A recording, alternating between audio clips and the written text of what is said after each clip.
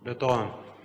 Partia Demokratike depozitoi në kuvend kërkesën për shkarkimin e presidentit të Republikës Bayram Begaj për shkelje të rënda të kushtetutës. Kryetari i grupit parlamentar demokrat Gazmend Bardhi sqaroi para gazetarëve se në këtë kërkesë përfshihen 7 shkelje të rënda të ligjit themeltar të shtetit. Në emër të grupit parlamentar të Partisë Demokratike kemi dorëzuar sot në kuvendin e Shqipërisë kërkesën për fillimin e procedurës parlamentare për shkarkimin nga detyra të presidentit të Republikës Bayram Begaj për shkelje të rëndë në mënyrë të vazhdueshme të kushtetutës së Republikës së Shqipërisë.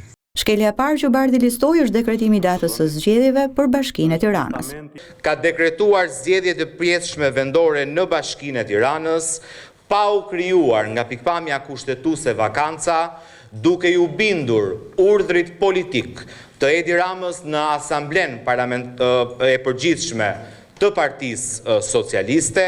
Partia Demokratike akuzon presidentin se ka shkelur kushtetutën kur ka dekretuar ministra e Inteligjencës Artificiale Djella, kur ka dekretuar ligjin për komisionet hetimore i cili urrëzua më pas nga gjykata kushtetuese, si dhe për disa ndërhyrje të tjera të cilat sipas Partisë Demokratike nuk i kanë shërbyer ligjit themeltar të shtetit, por i kanë shërbyer kryeministrit Edi Rama. Por nga ana tjetër, Gazmend Bardhi akuzoi kryetarin e shtetit Bayram Begaj se gjatë detyrës si president ka punuar në sektorin publik e privat, edhe pse kjo i ndalohet nga kushtetuta. Partia Demokratike pretendon se presidenti ka punuar si konsulent në një spital privat dhe si pedagog në Akademinë e Forcave të Armatosura. A e dini ju, dashur qytetar, që presidenti jo, ndërkohë që është president, rezulton të jetë i punësuar dhe merr të ardhura nga një klinik private mjekësore? Pra ditën bën presidentin e Republikës, mbasditë paguhet nga rrjeti i klinikave private Axhi Badem, siç deklaron vetë të ardhurat çdo vit. Ky është niveli i presidentit të Republikës Shqipërisë. Bardhi akuzoi kryetarin e shtetit edhe për konflikt interesi e korrupsion, duke pretenduar se djali i tij është i punësuar në një kompani e cila përfiton të gjitha tenderat e institucionit të presidentit.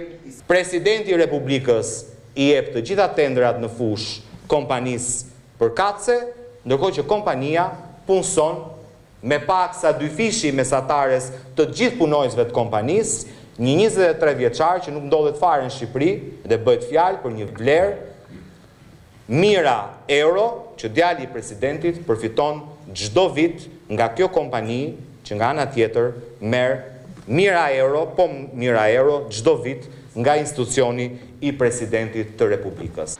Për këtë të fundit, Partia Demokratike paralajmëroi se do të çojë padi ndaj presidentit të Republikës Bayram Begaj në prokurorinë e posaçme kundër krimit të organizuar e korrupsionit.